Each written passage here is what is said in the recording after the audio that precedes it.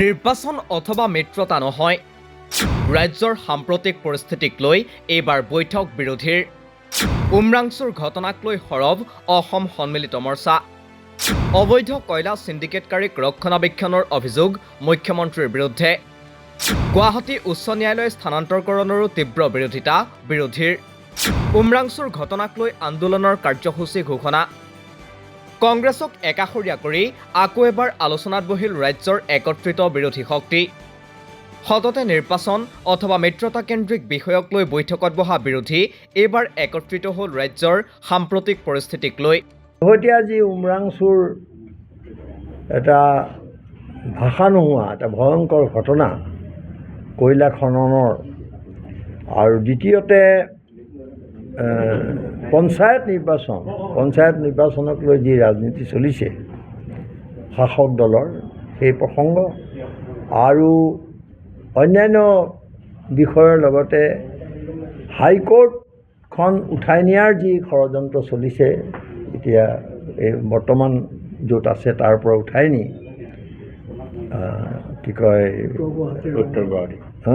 উত্তৰ গুৱাহাটীলৈ লৈ যোৱাৰ যি পৰিকল্পনা চৰকাৰে কৰিছে, আৰু একপক্ষীয়ভাৱে এইকেইটা বিষয়ত আমি আপোনালোকক আমাৰ সিদ্ধান্ত অৱগত কৰিব খুজিছোঁ।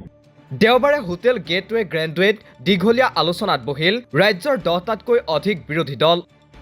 বিশেষকৈ উমৰাংচুৰ ঘটনাক কেন্দ্ৰ কৰি অনুষ্ঠিত বৈঠকৰ পাছতেই ঘটনাক লৈ আন্দোলনৰ কাৰ্যসূচী ঘোষণা অসম সন্মিলিত মৰ্চাৰ।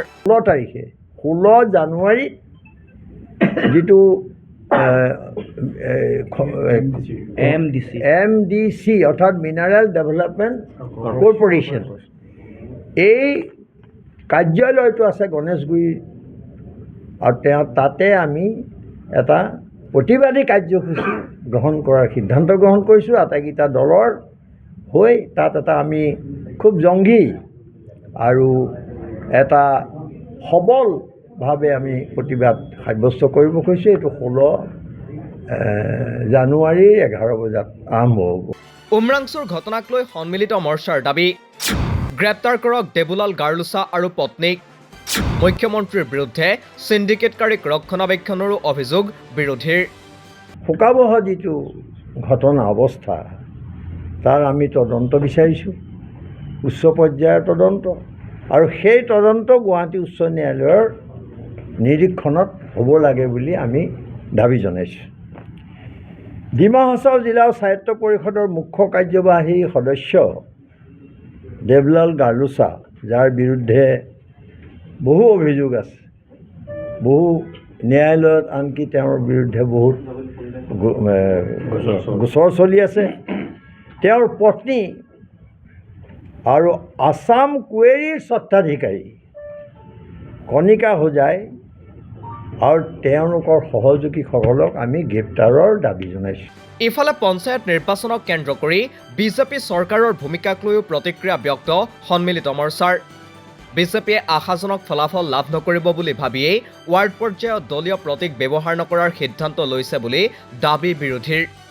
একদম খেয়াল খুচি মতে তেওঁ ইলেকশ্যন পাতিব, কৰিব, কোনো বিৰোধী দলৰ লগত আগৰ ইতিহাসে কয়, আগৰ ঘটনা আপোনালোকে খবৰ ল'ব যে বিৰোধী দলক লগত লৈ বিৰোধী দলৰ লগত কথা পাতি জনসাধাৰণৰ মতামত লৈ পেলাই এই প্ৰক্ৰিয়াটো আগবঢ়াই নিয়া হয়।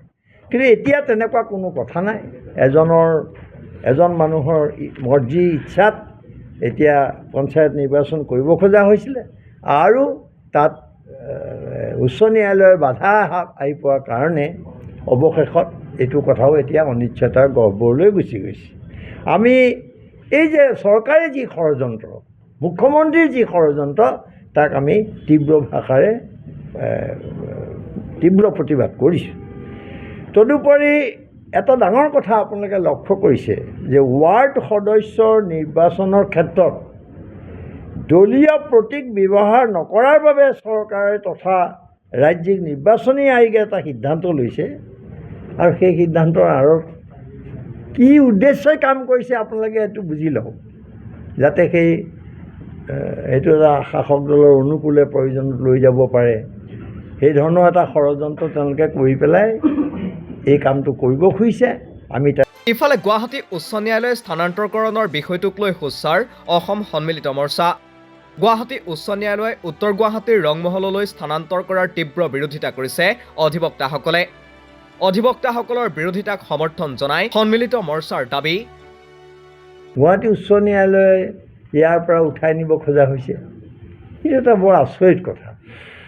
সেইকাৰণে তাত উকিলসকলে যি প্ৰতিবাদ সাব্যস্ত কৰিছে আৰু এগৰাকী জ্যেষ্ঠ অধিবক্তাইতো কৈছেই যে এইটো ৰংমহল মানে হেৰিয়ালৈ লৈ যাওক, দিছপুৰখনে উঠাই দি নিয়ে কেলে তালৈ, এই ধৰণৰ কথাও মানে ইমান বিৰক্ত হৈছে অধিবক্তাসকল।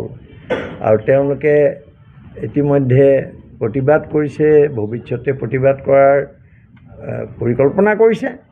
আমি উকিলসকলৰ যি ক্ষোভ বা তেওঁলোকৰ যি স্থিতি তাৰ প্ৰতি আমি পূৰ্ণ সমৰ্থন আগবঢ়াইছোঁ আৰু